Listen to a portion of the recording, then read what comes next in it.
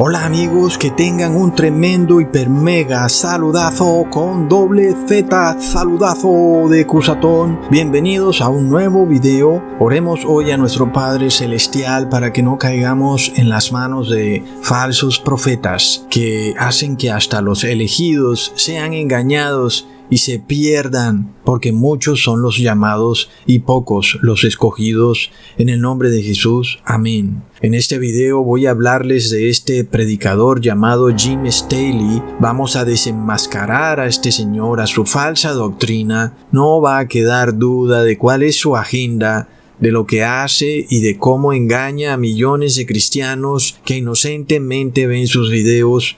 Y que, les cuento amigos, que este señor de verdad que hace muy difícil el desenmascararlo, porque sus videos duran horas y al final nunca dice como que nada concreto. Así que hay que esperarse un buen ratico hasta que suelte el engaño. Pero bueno, gracias al Padre y al Hijo, vamos a exponerlo, a revelarlo como falso maestro y engañador. Los cristianos deben saber que no todo el que dice Señor, Señor, viene en el nombre del Señor. Por tanto, empecemos verificando primero si es masón, porque desde ahí empieza mal la cosa, ¿verdad? Primero vemos la carátula de uno de sus canales. ¿Y qué vemos en el fondo? Los ladrillitos que nos representan la masonería.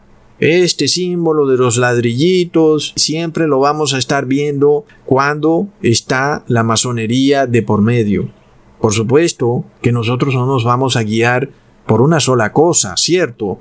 Necesitamos un conjunto de señales y necesitamos encontrar también errores doctrinales y finalmente ahí tenemos un veredicto. Nosotros no somos como ciertos locos que andan por ahí en YouTube declarando que una persona es satánica nada más porque se llama de alguna manera. No, nosotros reunimos una cantidad de señales que nos dan prueba de que estamos ante un masón, alguien que conscientemente está llevando a las personas a error. Por lo cual, miremos otra señal clara, el símbolo de la pirámide con sus dos manos, señal que es repetida varias veces por él y que es la misma señal que hace el Papa Juan Pablo II.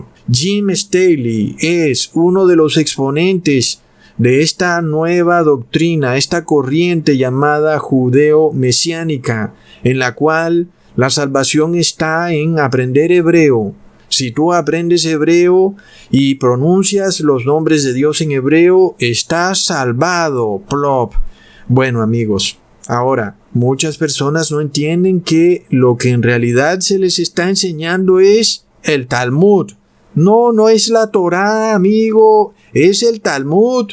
Muchos evangélicos sentían que habían avanzado en su fe, porque habían vuelto a las sendas antiguas, y así empezaron a hablar en hebreo, se enrollaron en sábanas con el símbolo de la estrella de David, y empezaron a hacer todo tipo de ceremonias hebreas, comiendo y bebiendo y prendiendo candelabros, y resulta que están practicando el Talmud, y ni siquiera se dan cuenta.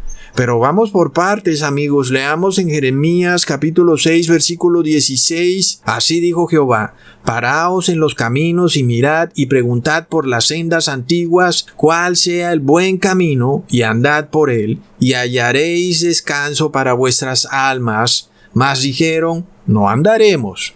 Así que muchos evangélicos dijeron: ya está, volveremos a las sendas antiguas, lo cual quiere decir volver a la Torá, y en parte es cierto. El problema es que ustedes, amigos evangélicos, nunca se volvieron a la Torá. Ustedes se volvieron fue al Talmud. Y yo, amigos, no encuentro a uno solo de estos nuevos pseudo rabinos del siglo XXI que no esté cayendo en el error en el cual cayeron los judíos de antaño cuando pervirtieron la Torá, haciéndose sus propias leyes que ni siquiera estaban en la Torá, pero que finalmente quedó probado que lo que seguían era el Talmud. ¿Y será, amigos, que eso está ocurriendo hoy en pleno siglo XXI? ¿Y que en realidad se está enseñando es el Talmud y no la Torá? Oh, no, amigos, es una tragedia. Y es que si tú quieres, puedes pervertir cualquier mensaje bíblico, ¿verdad? Así como hacen los católicos. Es que nada más porque el ángel saludó a María, entonces eso significa que ahora hay que rezarle a la Virgen María. No, amigos, por favor, es que no todo lo que aparezca en la Biblia es un mandato de Dios, porque si fuera así, vemos que en la Biblia se relatan historias. Y no quiere decir entonces que nada más porque se relata una historia eso se convierte en un mandamiento, en un estatuto o decreto. Son solo relatos bíblicos que nos llevan a un conocimiento. En este caso, el ángel le estaba diciendo a María que lo que ella tenía en su vientre era sagrado, era el Hijo de Dios. Hasta ahí, amigos. Pero es que, ¿qué pasa? Tú puedes así tomar cualquier estatuto de la Biblia y tergiversarlo. Así fue como hicieron los judíos antiguamente, cuando tomaron las ceremonias de los sacrificios en el templo judío y las pervirtieron convirtiéndolas en una especie de círculo vicioso que no salvaba a nadie, sino que por el contrario, ni siquiera permitía que aquel que quería salvarse se salvara. Esto se repite en todas las religiones. Es decir, yo quiero aprender de la Biblia, soy nuevo, estoy arrepentido, me doy cuenta que mi vida pagana me ha llevado a un desastre en mi vida. Prendo a YouTube, veo a Jim Stanley hablando de la Biblia y este señor está enseñando una cantidad de cosas, está enseñando el Talmud y por supuesto que no me voy a salvar jamás. Pero ahí quedaré yo, en su maraña de videos que dicen que una letra del alfabeto hebreo me llevará a la salvación. Plop, amigos, es terrible.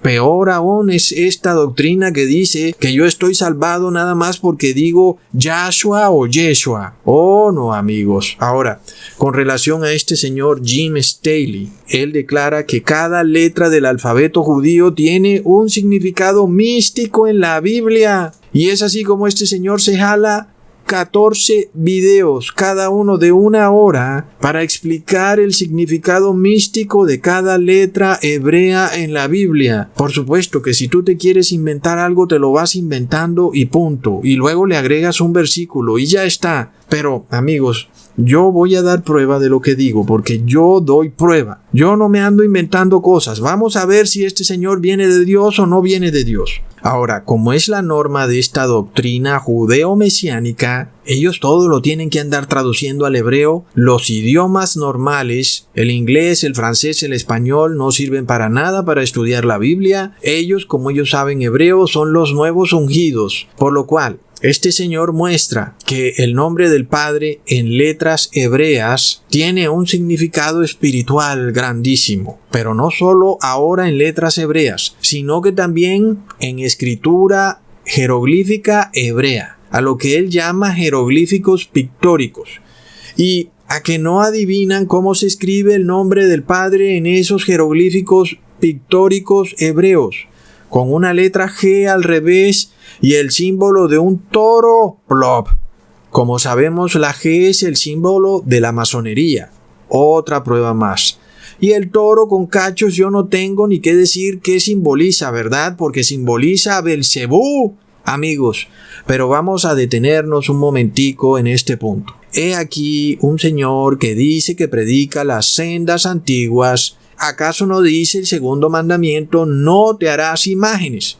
O sea, que este pastor pretende decirme a mí que la palabra Padre antiguamente se escribía con imágenes. Plop, es una contradicción. Por supuesto que el solo hecho de escribir la Biblia significaba una violación inmediata a la ley de Dios. Es decir, te estás haciendo imágenes en el mismo momento en que escribes el nombre de Dios, escribes el nombre del Padre, te estás haciendo la imagen de un toro con cachos. Es una violación al segundo mandamiento, lo cual es absurdo que Dios Padre permitiría semejante contradicción cuando hay tremenda controversia con el pueblo de Israel que ni siquiera podía entender que no debían hacerse imágenes. Mientras Moisés subió un momentico a la montaña, el pueblo de Israel inmediatamente se hizo un becerro. Pretende entonces este señor Jim Staley decirme que el nombre del Padre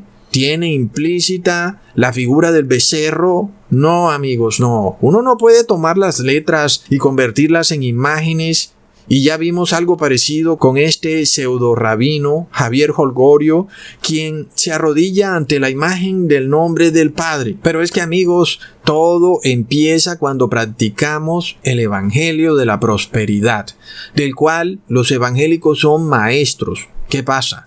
Cuando para el hombre común la prosperidad se convirtió en un sueño efímero inalcanzable, ¿qué pasa? Ese hombre se pregunta a sí mismo: oh no, ¿por qué no soy próspero? Dios, ¿por qué no me llueve el dinero? Mientras tanto, el pastor del evangelio de la prosperidad predica: como los judíos son las personas más ricas del mundo, desde dueños de bancos, megacorporaciones, Google, actores de Hollywood, cantantes famosísimos, etc. Entonces declara que es debido a que este pueblo practica los ritos establecidos en la Torá, son especialmente bendecidos por el Padre con la riqueza mundana. Por lo cual, el feligrés del Evangelio de la Prosperidad declara: ya sé, si en realidad quiero tener prosperidad, debo comportarme igual que un judío, hablar como un judío, pensar como judío, tener sus mismas tradiciones y su misma disciplina, porque ahí está el secreto de la gran prosperidad del judío, en que debido a que guardan cada jota y cada tilde de la ley, Dios Padre los bendice dándoles las más grandes riquezas mundanas. Así que de ahora en adelante, dijo Guadalupe de Cuernavaca, en esta casa todos vamos a hablar en hebreo y punto. Y de esa manera nos lloverá prosperidad, la prosperidad de los judíos. Pero plop, amigo evangélico, esa no es la razón por la cual los judíos son tan prósperos. Lo que pasa es que los que tú crees que son judíos, tal vez no lo sean, sino que son de la sinagoga de Satanás. Pero además de todo, recordemos que Dios bendijo a los judíos con toda sabiduría e inteligencia para que pudieran construir el primer templo. Leamos en Éxodo capítulo 31, versículo 30. Y dijo Moisés a los hijos de Israel: mirad,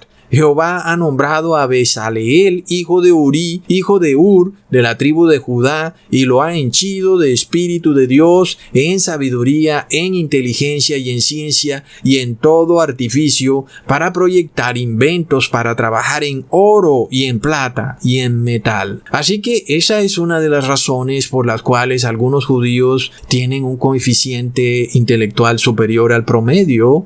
Otra razón, indudablemente, es la dieta. Los judíos, generación tras generación, se han abstenido de la sangre animal y de lo sacrificado a ídolos y de lo ahogado, tal y como está escrito en la Torá, y esto hace que sus habilidades intelectuales se preservaran intactas de generación en generación. Su cerebro, amigos, no se ha atrofiado. Apuesto que ahora tú ya no vas a querer comer carne, ¿verdad?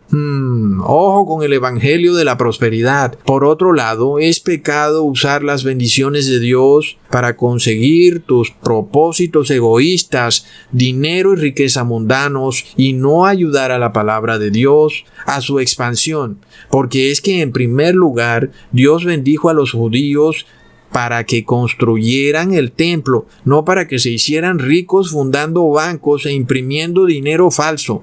Recordemos que Jesús finalmente ajusticia a estos judíos cuando les tumbó sus mesas de cambio de dinero, ya que usaban el templo para estafar a las personas, diciéndole que solo podían diezmar con la moneda única y legal del templo, la cual no valía nada, pero se convertía en el único medio legal para poder diezmar. Por supuesto que los judíos piadosos, deseosos de diezmar, estaban dispuestos, con tal de cumplir la ley, de entregar su dinero real para recibir estas moneditas falsas de los cambistas de dinero. ¡Wow! ¡Qué inteligencia!, ¿verdad? Lo peor es que esto no ha parado. Muchos países aún entregan sus recursos naturales por dinero de monopolio. Plop.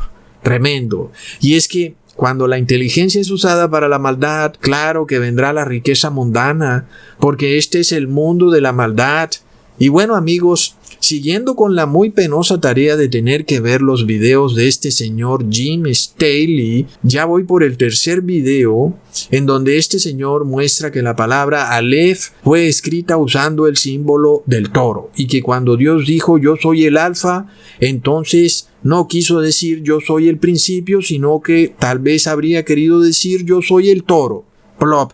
Y es que, amigos, cuando miramos los escritos bíblicos más antiguos en los museos, vemos cuál es la escritura real. Y por ningún lado aparece la tal escritura judía pictográfica de la que habla este señor, ¿ok? Así que por ahí va mal la cosa. Es que es demasiado ridículo tratar de usar cualquier lenguaje específico para tratar de hacerse una idea de Dios. Deberíamos ya saber esto, que a Dios no se le puede representar ni describir a través de ninguna imagen o un lenguaje especial, a través de algún tipo de palabras.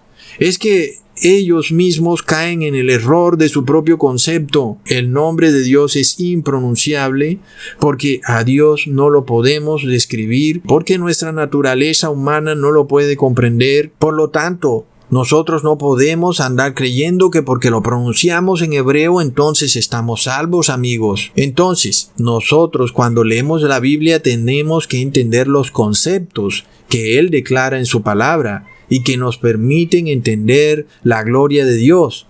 Así que no importa el lenguaje que sea usado para estudiar la Biblia, sea el idioma que sea, Dios puede ser conocido por cualquiera, así hable un dialecto indígena o hable francés. El concepto es lo que nos lleva al conocimiento de Dios y no el idioma específico con el cual supuestamente fue escrita la Biblia, amigos. Ahora, amigos, después de 15 videos acomodando cada dibujo de ese alfabeto pictórico judío a la Biblia, llegamos finalmente a la última letra, porque aquí sí la suelta toda.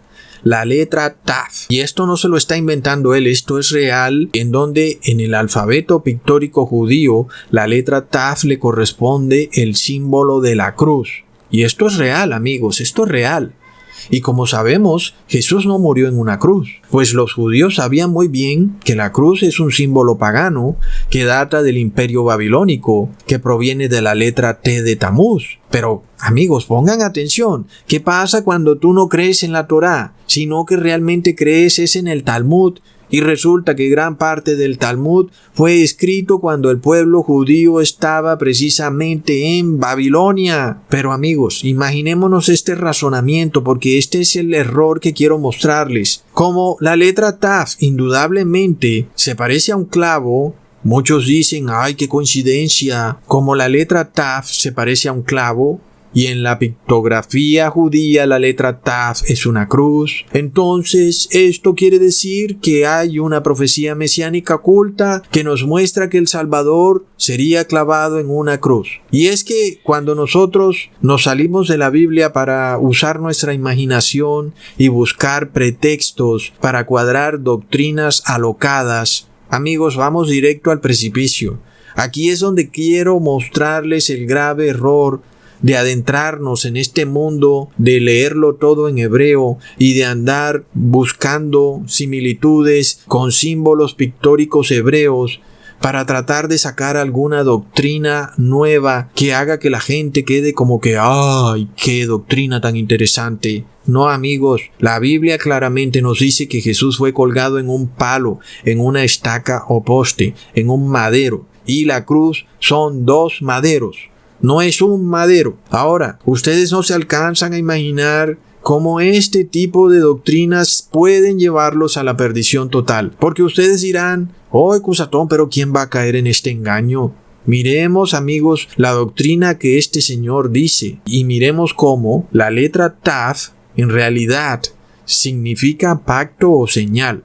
Es decir, ese es el significado de la letra Taf en hebreo, pacto o señal. Y si recordamos el versículo de Ezequiel que dice en el capítulo 9, versículo 4, y díjole Jehová, pasa por medio de la ciudad, por medio de Jerusalén, y pon una señal en la frente a los hombres que gimen y que claman a causa de todas las abominaciones que se hacen en medio de ella. Amigos, la palabra señal en este versículo es la letra Taf.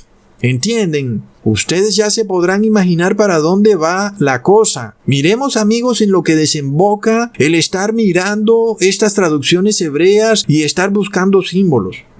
La letra Taf en el alfabeto pictográfico o pictórico judío es una cruz. Según este señor, la señal entonces que recibirán las personas que se van a salvar, según la profecía de Ezequiel, es una cruz en la frente, amigos. Y adivinen qué iglesia pone cruces en la frente. La Iglesia Católica. Plop. De hecho, este señor Jim Staley declara que la Iglesia Católica, después de todo, sí tenía razón con su ceremonia de poner una cruz de ceniza en la frente.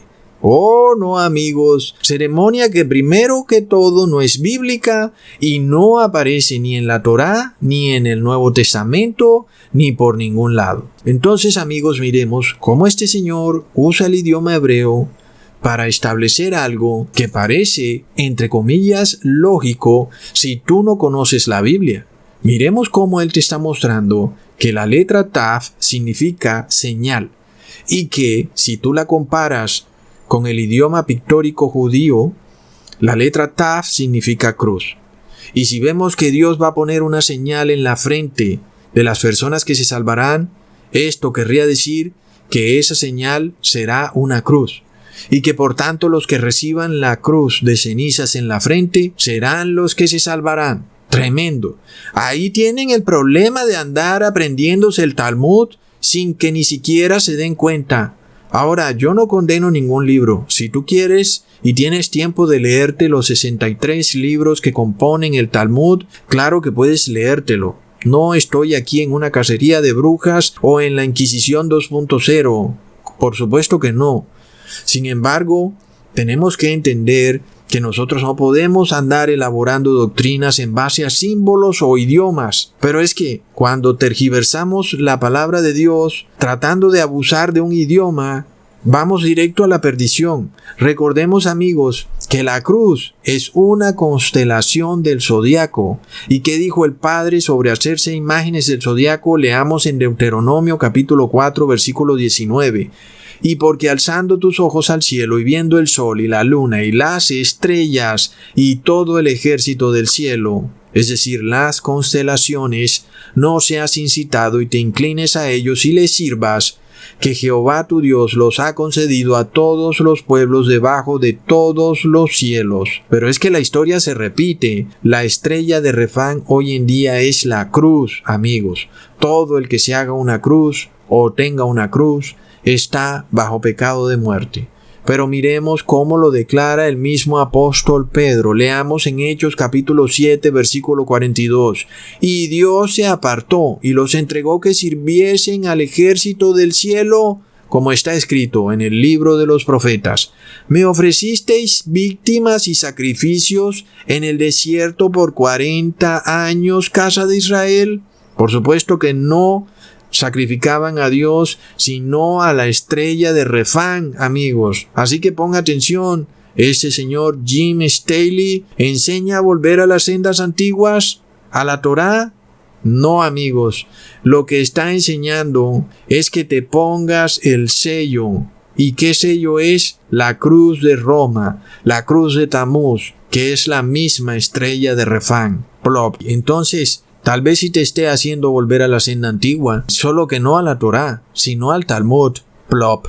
Ahora, si las señales que este señor ha hecho podían hacernos sugerir que es masón, miremos nada más esta prédica, amigos. Cuando se nos dice que la marca o el sello de Dios es una cruz, que es un símbolo de la constelación, entonces no hay duda de que de ser masón, tal vez sea el mejor masón de todos, porque sabemos que la masonería es una orden católica y como ya hemos dicho, basta que ofendas en un punto de la ley para que seas culpable de toda la ley.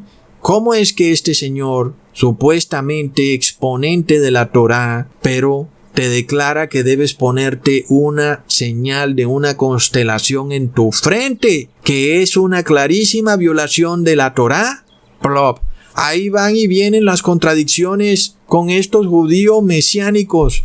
Según este señor, cuando tú entras a la iglesia católica y te pones la ceniza en la frente, el Padre Eterno ve tu frente y dice, ahí está la señal, el pacto, Taf, y el símbolo pictórico de Taf, la cruz. De esto habló mi profeta Ezequiel. Patrañas, amigos, son mentiras. Amigos, esto precisamente es doctrina talmúdica. Y para los que trabajan todo el día y no tienen tiempo para estas cosas y para leerse el Talmud, y de repente se sienten sobrecogidos con el hecho de que alguien que parecía ser un pastor judeo mesiánico realmente termina siendo el mejor sacerdote católico que haya existido en la tierra, porque es hasta mejor que Luis Toro, porque Luis Toro no gana millones de adeptos a la fe católica como lo hace este señor Jim Staley. Quiero decirles entonces, amigos, que la mejor manera de protegerse contra estos engañadores es tomando cuidado cada mandamiento de los 10 mandamientos y estudiarlos, porque ahí es donde estos engañadores patinan. Aunque muchas personas de repente piensan que estos sabiondos, que saben hablar hebreo y jeroglíficos antiguos judíos de hace 5000 años y que por eso ellos deben tener la sana doctrina, de nada vale todos esos conocimientos, amigos, si violan la ley de Dios. Toda su doctrina se les va por el retrete. Ahora, hablamos de doctrina, ¿ok? No hablamos de los individuos porque los individuos se equivocan, pero hablamos de la doctrina porque este es un tema de la Torá. A mí, Jim Staley como persona, espero que le vaya muy bien, espero que se haga millonario. Realmente no tengo ningún problema con él como individuo, pero con lo que predica y con su doctrina, sí tenemos una controversia, tenemos algo. Que lo que él predica no está acorde a la Torá. Y esta doctrina que él predica viola la Torá. Y él mismo te dice que su doctrina es válida. ¿Saben por qué nada más? Porque está de acuerdo al idioma hebreo. Te guste o no, ahí lo dice el hebreo. La letra Taf es una cruz. Y en la profecía de Ezequiel, Dios va a poner un sello en la frente. Y sello es la letra Taf. Por tanto, el sello es una cruz. Ahí está, dice él, es hebreo. Entonces miremos cómo si nos guiamos en nuestra doctrina por el uso del idioma hebreo, vamos a ser guiados a un error horrible y que puede parecer hasta lógico, ¿verdad? Yo lo veo hasta lógico. Es decir, Tav significa sello y en los pictogramas hebraicos, Tav es una cruz. Entonces el sello es la cruz. Plop, caíste, amigo. Estás perdido. Amigos, recordemos de dónde viene el Talmud. Viene de Babilonia. Babilonia es la madre de todas las rameras, por lo cual los evangélicos mesiánicos se han convertido en otra hija más de la gran ramera, porque en realidad predican el Talmud, no predican el verdadero evangelio, y el Talmud viene de Babilonia. Tremendo. Lo que es peor, si continuamos con esta ridícula idea de andar traduciéndolo todo al judaísmo, inclusive hasta los nombres de Dios, entonces cuando Jesús dice yo soy el alfa y el omega, que significa en el hebreo yo soy el alef y el taf, como ya vimos, alef significa pictóricamente un toro y taf significa una cruz. Es decir que, según eso, Jesús es el toro y la cruz, cuando en realidad dice yo soy el principio y el fin, es decir que es eterno. Luego, el señor Staley dice que la cruz también se parece a una espada, y como el Apocalipsis dice que él tiene una espada en su boca, entonces Jesús tendría una cruz en la boca. Ahí vemos, amigos, por dónde va esto. Ahora, este señor ha dicho que ya no hay que dar diezmo. Según él, el diezmo solo era para la tribu de Levi. Y como ya no hay tribu de Levi, supuestamente, entonces, ¿por qué dar diezmo? De nuevo estamos de vuelta en la religión talmúdica, la cual está totalmente desencajada tanto de la Torá como del Nuevo Testamento. Miremos lo irónico y contradictorio de alguien que se declara a sí mismo como volver a las sendas antiguas. Sin embargo, él mismo derrumba los pilares de las sendas antiguas, que es el diezmo. El diezmo es un pilar de las sendas antiguas, es un pilar de la Torá. Por supuesto, aquí el evangélico mesiánico, que nunca ha dado diezmo en su vida, a lo mucho ha dado limosna, que no es diezmo, por supuesto, tiene un grave problema en aceptar una nueva doctrina en la que de repente se le pide diezmo. Y por lo tanto, para poder aceptar una nueva teología de la prosperidad disfrazada de judaísmo mesiánico, se le dice que aquí no tiene que dar diezmo, puedes entrar tranquilo, todo es gratis, feliz todo el mundo, pero la ley de la Torá declara que hay que dar diezmo. Sin embargo, aquí el rabino se busca sus pretextos de decir que como no hay templo, entonces tampoco habría que dar diezmo. Ok, si usamos la misma cadena de pensamientos, si no hay templo, pues ¿para qué voy a festejar las fiestas judías? Después de todo, en muchas de las fiestas hay que ir al templo judío a llevar una ofrenda, en donde en algunos casos hay que llevar una ofrenda de harina, en otros hay que llevar un cordero, pero si no hay templo, pues ¿para qué voy a celebrar las fiestas? Tendría que esperar hasta que se construya el templo y ahí entonces sí podría celebrar las fiestas. Es decir, si voy a ser consecuente con la idea de que no doy diezmo porque no hay templo, tengo que ser consecuente con la idea de que no voy a celebrar las fiestas porque no hay templo. Pero ellos dicen que sí tienes que celebrar las fiestas y aún debes comer y beber, y si no, entonces estás pecando. Por lo cual, amigos, entendamos esto doctrinalmente hablando. Si tú vas a considerar que no das diezmo porque no hay templo, también debes considerar que no hay judaísmo porque no hay templo. Es decir, por supuesto que no hay judaísmo porque no hay sacerdote, como ellos mismos declaran. No hay sacerdote de la tribu de Levi, no hay templo, no hay judaísmo. Ahora, cuando me refiero a las fiestas judías, me refiero a la manera en que eran celebradas por el pueblo judío en la Torá. Es decir, a la manera física en que se celebraban, comiendo y bebiendo y yendo al templo a hacer el sacrificio de algún cordero o llevar alguna ofrenda. Por supuesto que hablo de que hay que ser coherente con la doctrina que se enseña. En mi caso, yo te digo que la doctrina verdadera es guardar la Torá. Quiere decir que debes dar diezmo y que, aunque no hay templo, debes guardar las fiestas de Dios, no a la manera como se hacían físicamente, sino espiritualmente, porque ahora nuestro sacerdote está en el cielo y se llama Jesús. Sin embargo, si tú te quieres volver talmúdico y quieres andar obedeciendo la Torá en su sentido físico y estrictamente literal, entonces o guardas toda la Torá o no guardas nada de la Torá. Porque recordemos que el que viola un punto de la ley, viola toda la ley. Entonces, ¿cómo pueden decir que enseñan la Torá cuando están enseñando a violar un punto de la ley de la Torá? Es decir, enseñan a no dar diezmo. Y de nuevo, tenemos a este señor Javier Holgorio, quien dice que además de todo hay que circuncidarse, pero dice que no hay que dar diezmo. Entonces, al fin, ¿qué, compadre? ¿Estás en la Torá o estás por fuera de la Torá? Porque si estás en la Torá, tienes que guardar la Torá. Y si estás por fuera de la Torá, entonces no tienes por qué guardar nada de la Torá. Es decir, hablando doctrinalmente y de manera coherente, yo lo que te diría es que hay que guardar toda la Torá. Pero no te puedo decir jamás que guardes unos puntos de la Torá y otros puntos de la Torá no los guardes, porque entonces estás haciendo ofensa.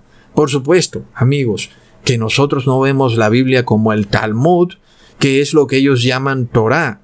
Para nosotros la Torá no es nada sin Jesús.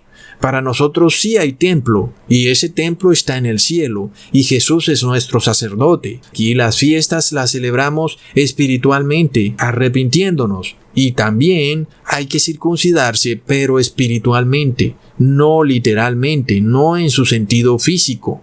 Sin embargo, si a ti te enseñan el Talmud, te van a decir que te tienes que circuncidar. Te van a decir que tienes que empezar a hablar hebreo y a pronunciar los dichos hebreos. En fin, amigos, este es un tema largo porque son 63 libros. Ahora, por lo cual, Cuando tú estés aprendiendo sobre la Torá, tienes que exigir coherencia, porque la Torá sí es válida, pero toda la Torá, no solo lo que a ellos se les antoja. Por supuesto que cuando tú tratas de llenar tu iglesia, pues a la mayoría de personas no les gusta que se les metan en su bolsillo, en su dios Mamón. Después de todo, los feligreses han visto por la televisión a sus pastores andando en Lamborghini. Sin embargo, sabemos que los evangélicos nunca han diezmado. Ellos dan limosna. Entonces, ¿de dónde sacó ese pastor para comprarse el Lamborghini? Plop. Bueno, ese es tema de otro video. Finalmente, la iglesia que más predica que no se debe diezmar es la Iglesia Católica. Y después de todo, pues ¿para qué quiere diezmo cuando Donald Trump le acaba de diezmar 1.400 millones de dólares? Ni siquiera se los pagó en bolívares, no, en dólares. Ahora ya sabes por qué no piden diezmo. Entonces, amigos, ahora que el amigo Jim Staley parece ser más católico que el mismo Papa Juan Pablo II, vamos a mirar otra de sus doctrinas centrales. Bueno, pero antes no podía faltar el símbolo de la tierra redonda, que es infaltable en los púlpitos de las iglesias evangélicas. Plop. ¿Acaso no que se trataba de volver a las sendas antiguas? Porque hasta donde yo sé, los hebreos jamás consideraron su cosmología del universo como que la tierra fuera redonda. Pero, ¿qué pasa? No que estaban con las sendas antiguas, y es que es para quedarse con la boca abierta. ¿Cómo son las mismas iglesias cristianas, entre comillas, las que predican la doctrina falsa de la fantasía espacial, la cual lleva a muchos cristianos al ateísmo? Algún día nos enteraremos a cuántas personas hicieron perderse para siempre por enseñar la fantasía espacial en sus púlpitos. Sin embargo, a mí lo que más me molesta es la falta de coherencia, amigos. Como dice Jesús, o eres frío o eres caliente, pero como eres tibio te vomitaré de mi boca. O estás en las sendas antiguas o no estás en las sendas antiguas. Pero tú, ¿estás con las sendas antiguas solo con lo que le da inercia a tu movimiento y con lo que le conviene a tu Dios bolsillo? Pero por ejemplo, en el caso de la tierra plana, entonces ahí no están con las sendas antiguas. Pero entonces, volviendo al tema, habría de impresionarnos que este señor Jim Staley no diga que Babilonia es la iglesia católica, porque ya sabemos que este señor parece más católico que el Papa. Vemos que él dice que la gran ramera del Apocalipsis es una nación árabe, o que es el Islam. Plop. Pero ¿qué más podíamos esperar, verdad? Ahora, jamás podemos decir que Babilonia es un país árabe o es el Islam. Babilonia es designada por la Biblia como una ramera, el cual es un término que usa Dios para describir a una iglesia apóstata, es decir, una iglesia que tiene apariencia de cristianismo, pero que no practica ningún cristianismo. Como sabemos, el Islam no es cristiano. El Dios de los islámicos no es el mismo Dios Padre, porque Alá nunca tuvo hijo. Para los islámicos Jesús es un profeta, por lo cual el Islam no puede jamás ser considerado como una religión cristiana, porque niegan de plano que Jesús es el Hijo unigénito de Dios, y por tanto, el Islam, ni un país árabe, puede ser visto como la gran ramera. Segundo, la gran ramera es descrita en el Apocalipsis cabalgando una bestia, y esta bestia es indudablemente el Imperio Romano, pues en Apocalipsis 12 se nos dice que esta bestia es el mismo dragón que persiguió a María y al niño Jesús. Leamos en Apocalipsis 12, versículo 3, y fue vista otra señal en el cielo, y he aquí un gran dragón bermejo que tenía 7 cabezas y 10 cuernos, y en sus cabezas 7 diademas. Y luego dice en el versículo 4, y su cola arrastraba la tercera parte de las estrellas del cielo y las echó en tierra, y el dragón se paró delante de la mujer que estaba para parir, a fin de devorar a su hijo cuando hubiese parido. Esto se cumplió a la perfección cuando Herodes el Grande mandó a matar a todos los niños menores de 2 años. Y como sabemos, Herodes el Grande era un vasallo del Imperio Romano, y por lo tanto este dragón de 7 cabezas, 10 cuernos y 7 diademas en sus cabezas es el Imperio Romano. Esta es la bestia que cabalga Babilonia. Leamos en Apocalipsis 17, versículo 3. Y me llevó en el espíritu al desierto y vi una mujer sentada sobre una bestia de color de grana, que estaba llena de nombres de blasfemia y que tenía 7 cabezas y 10 cuernos. Entonces, si Babilonia es una iglesia apóstata, ¿cuál es la iglesia que está sentada sobre el Imperio Romano, amigos? Es la Iglesia Católica, Apostólica y Romana. Su propio nombre lo dice. No hay más vuelta de hoja. ¿Podemos acaso pensar siquiera por un milisegundo que el Islam cabalga al Imperio Romano? Eso es absurdo. El Islam y las naciones árabes han estado en guerra por siglos con el Imperio Romano. Son fuerzas opuestas, por lo cual históricamente y geográficamente no podemos declarar jamás que el Islam es la gran ramera del Apocalipsis. Es decir, este señor que parece tan instruido, que sabe hebreo, que sabe el idioma pictórico judío de hace 5000 años, ¿no puede entender esto? No me parece, amigos. La gran ramera indudablemente es la Iglesia Católica, porque es ella la que cabalga el Imperio Romano. Y aún lo hace, pues el Papa ha recibido el premio de ser Carlomagno, y Carlomagno fue declarado el padre de Europa. Entonces, Jim Staley es un engañador, es un mentiroso, no hay duda. Por tanto, para ponerle la cereza a este pastel de engaño, miremos que este señor es trinitario. Miremos aquí cuando pregunta cuál puede ser el simbolismo del número 3, porque todo esto es cábala, todo esto es Talmud, simbolismo, como si el número 3 tuviera algo mágico, masonería. ¿Y qué dice? Que es el Padre, el Hijo y el Espíritu Santo, todos juntos en uno, la cual es indudablemente doctrina católica, es un dogma. Nadie puede decir que la Trinidad es bíblica, amigos, porque fue en el Concilio de Constantinopla en el año 381 cuando se insertó en la cristiandad el dogma de la Trinidad. Sin embargo, este señor habla de las raíces hebreas, de las sendas antiguas. Pregunto yo, ¿dónde hay en la Torá una sola enseñanza de la Trinidad? Jamás la vas a encontrar, no vas a encontrar ningún versículo que mencione en el Antiguo Testamento o siquiera sugiera que Dios es una especie de trío simbiótico inseparable. No, amigos, por ningún lado en la Torá aparece ese dogma.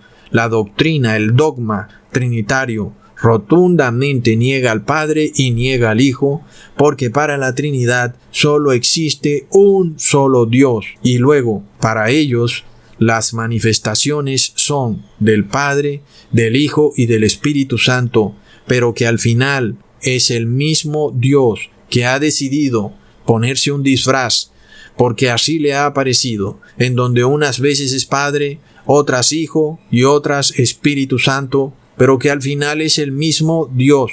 Sin embargo, recordemos la advertencia del apóstol en 1 de Juan capítulo 2 versículo 22 al 23. ¿Quién es mentiroso? Sino el que niega que Jesús es el Cristo. El tal es anticristo, el que niega al Padre y al Hijo. Cualquiera que niega al Hijo, este tal tampoco tiene al Padre. Cualquiera que confiesa al Hijo, tiene también al Padre. Y muchos mesiánicos no quieren reconocer que son trinitarios. Pero ya vemos que detrás de este movimiento judeo-mesiánico se esconde la masonería. Y detrás de la masonería se esconde la Iglesia Católica. Y detrás de la Iglesia Católica está el dogma de la Trinidad. La Trinidad no es una doctrina bíblica. Si quieres aprender más de eso, digita en YouTube Ecusatón, seguido de la palabra Trinidad, y ahí vas a ver varios videos. Y si aún quedaba duda de que este señor no pertenece a ninguna senda antigua, sino que profesa una doctrina talmúdica masónica, miremoslo aquí enseñando a celebrar la fiesta pagana de Hanukkah. Y miren en dónde aparece el Hanukkah. En el Talmud, amigos, entonces tengamos cuidado cuando creemos estar aprendiendo algo y se nos mezclan verdades con mentiras y pensamos que estos señores que parecen muy eruditos y nos están diciendo la verdad, solo basta guiarnos por una sencilla regla de 3, de dónde sacan el dinero para sus instalaciones, para sus templos, para los equipos de sonido y de música que son tan costosos, ¿verdad? ¿Quién financia estas cosas? ¿Quién está poniendo el dinero, amigos? Estas cosas no caen del cielo así como así. Y si tú aún no tienes conciencia de esto, toma tu teléfono y pregunta cuánto vale el alquiler de una bodega en donde puedas tener a 50 o 100 personas. Por lo cual, amigos, quiero decirles algo. Siempre guíense por la verdadera doctrina. La verdadera doctrina es aquella que nos dice que no ha pasado ni una jota ni una tilde de la ley. Sin embargo, ¿acaso pensamos nosotros que vamos a sacrificar un cordero? No, ya sabemos que nuestro cordero está en el cielo, es Jesús. Así que sí sacrificamos un cordero, pero no físicamente. Lo sacrificamos espiritualmente. Es nuestro Señor Jesús quien dio su vida para que nosotros pudiéramos tener arrepentimiento. Así que todas las fiestas de Levíticos 23 son fiestas que deben celebrarse en el campo espiritual, en su sentido espiritual, no en comida ni bebida, como lo dice el apóstol Pablo en Colosenses capítulo 2, versículo 16. De nada te vale a ti practicar absolutamente ningún rito, antes por el contrario, el que practica ritos hoy en día está despojado de la fe, lo cual no quiere decir que si has cometido algún error estés perdido para siempre, pero si tú crees que tirándote a una piscina estás salvado, no. Ese rito practicado de esa forma no te salvará jamás. Tienes que enfocarte en el sentido espiritual. Y si tú quieres tener salvación, no caigamos en esta incoherencia de doctrinas. Nuestra doctrina debe ser coherente 100%. No ha pasado ni una jota ni una tilde de la ley.